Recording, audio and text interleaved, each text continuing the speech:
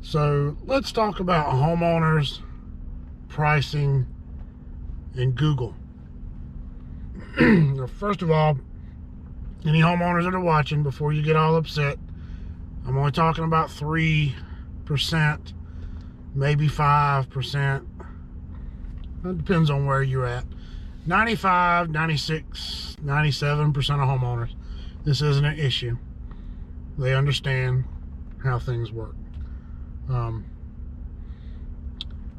As we move forward, the newer generation of people that move into home ownership, people that are in their late teens and 20s now, get into their 30s and 40s, I see that percentage going up probably drastically. Maybe 20, 25%. Just depends on their upbringing, their background, to be perfectly honest. Whether they had to work for what they got or whether everything was just handed to them. That plays a big part in it. But most of the older homeowners, mid 40s, 50s on up, just say 40s and up. Their younger years came along before, this stuff here. Wasn't any instant access to Google and Yahoo and information that you don't even know if it's true or not, right or not. You don't know what you're reading, who posted it, who put it up there, what the merits are behind it. You just don't know. You really have to do more research on that than you do what you're trying to research, to be honest, to make sure you're getting the right information. But most people understand you're a homeowner, something happens, whether it's electrical, plumbing, roofing, heating and air conditioning, just appliances, things break, and it's going to have to be fixed or replaced, and there's going to be a cost for that. And then there's a handful that want it just cheap, penny pinching. They don't, and it's always the big 2-story house, 3-story bonus pool in the backyard, got BMWs and big fancy trucks and SUVs and TVs all over the house. And yeah, they're all, you go to a rural house somewhere or a lower income family, just, middle class, usually not a problem. It's usually the rich people that give you the biggest issue. I guess that's why they're rich. They cut pennies on everybody else's income to keep theirs. They don't realize everybody else has got to work for a living too. But pricing, there's a lot that factors into that. It's not just the part, it's ordering the part. It's sending somebody to pick up the part. If we're not picking it up that day, we got to pick it up, come back when it comes in if it's not available that particular day. There's gas, there's insurance, there's vehicles, there's employees if you have employees,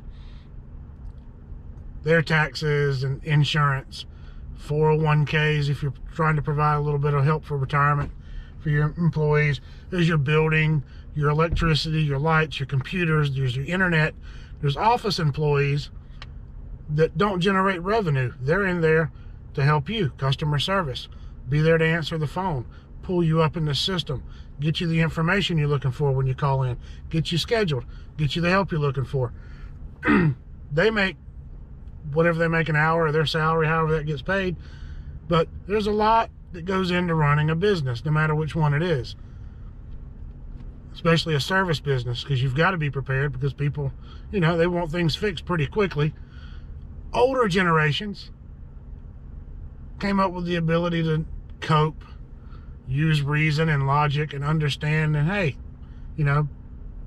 pardon the expression, shit happens. And when it happens, sometimes it can cost a pretty good penny to get it fixed and get it resolved. But there's a lot built into the pricing, which is where Google comes in, because now you've got the people that you go out and just say it's a motor replacement, and we'll use a round figure, with $500 to replace it. Just a kind of a inexpensive universal type motor, or maybe the OEM motor is not that expensive. You get into ECMs, X13 serial port motors that Train has, Carrier, things like that. Those motors are expensive on our side. Not much less. You know, we got to warranty it, install it. There's labor. There's going to be some markup.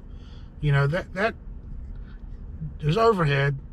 And depending on the size of your business and how well you manage that, you may find you call 3 companies, 3 different sizes, and they give you anywhere from, we'll just say, $1,500 to $1,200 to $1,000 to replace the same part.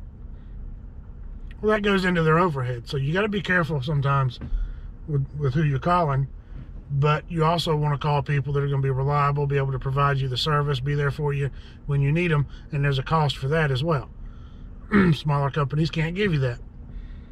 So you got to keep those things in mind. But there's, you know, you go in, you quote a price, tell them what's wrong with it, what needs to be done, and then they're going to think about it a minute. You go out, you do your paperwork, you come back in, and they've already got on the computer while you were outside in the 5 minutes and found a motor.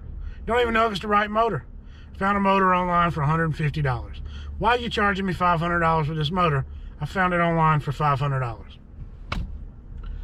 Jeez, you know, okay, well, even installing that motor for $250 is going to be a loss.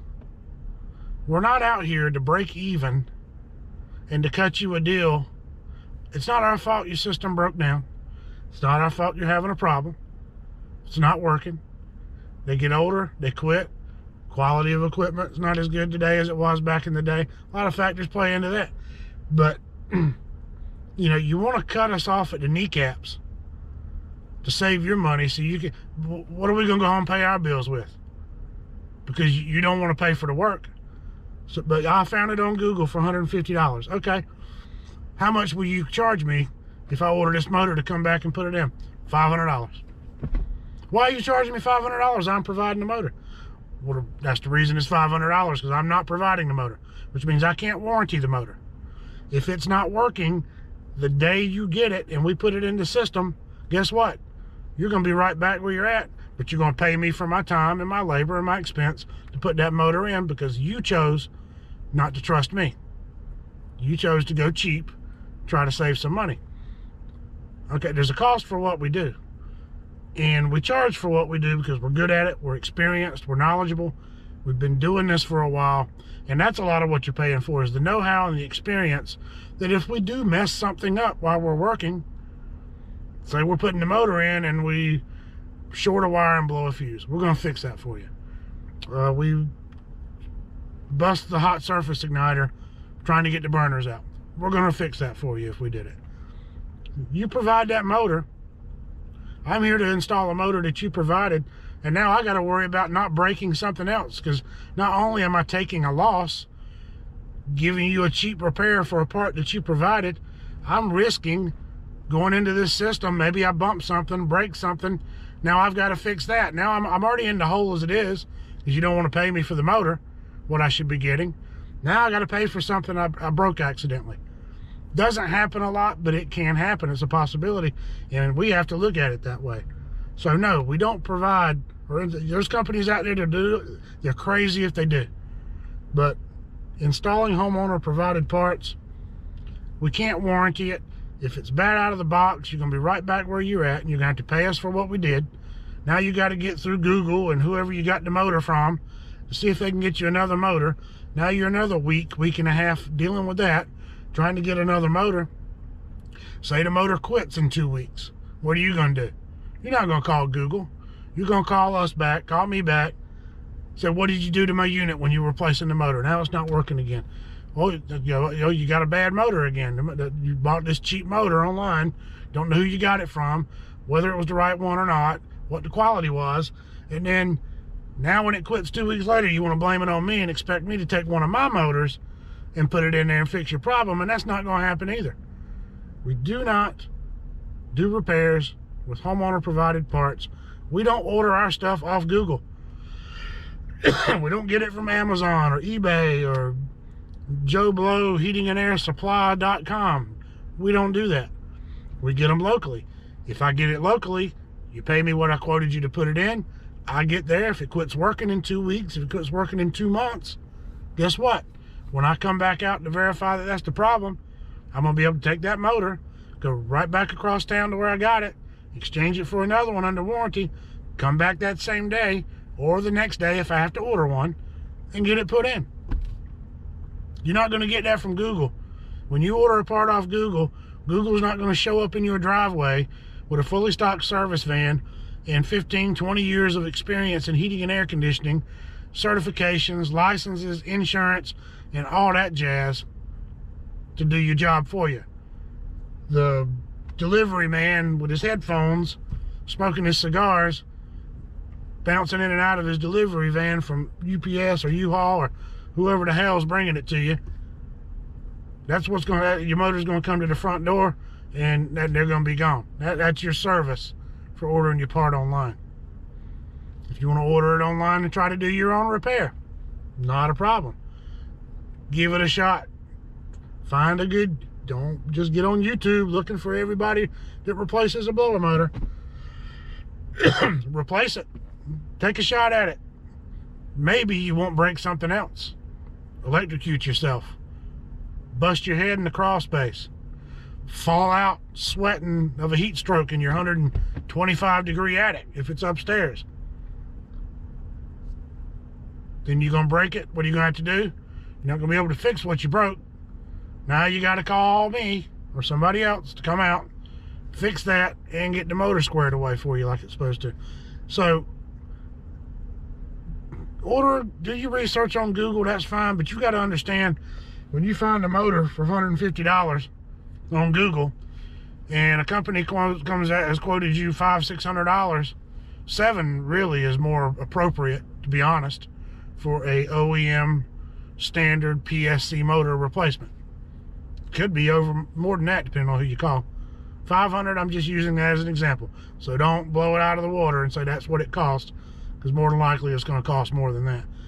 But there's overhead, there's insurance, there's vehicles, gas, people have to be paid, office work has to be done, somebody's got to answer the phone, the internet, the phone bill, the electricity, the computers. There's a lot of stuff a business has to pay for to operate. It's like I'm sitting over here in a hunting and fishing, I won't say the name of the shopping center, parking lot. Most of you probably feel it's one of two of the big ones.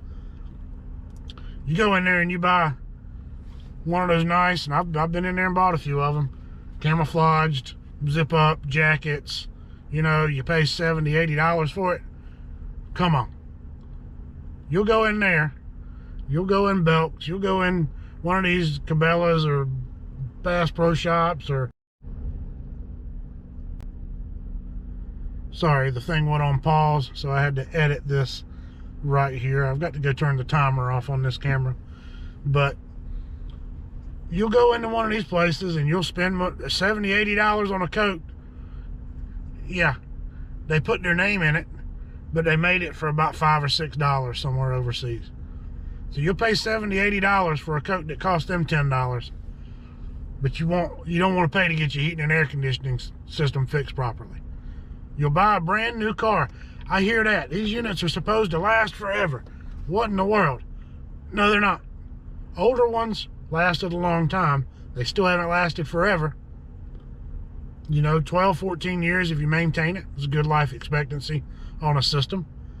But, you know, and the same people that complain about having to buy a new unit every 10 or 12 years and what it costs, how many cars have you had in that 12, 15 year period of time that you went and financed or paid $40,000, $50,000 for, when there was nothing wrong with the one you had?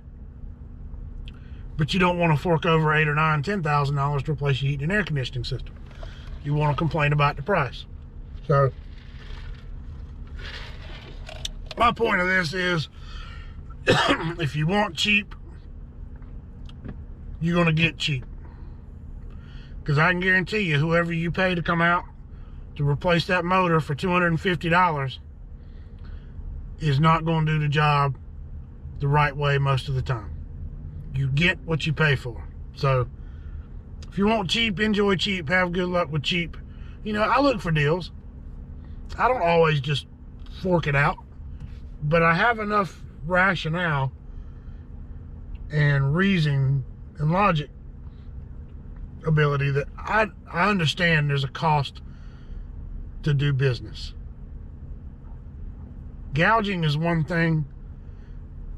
Being able to run your business, keep the doors open, keep the customers happy, and make a little profit, it's not that easy.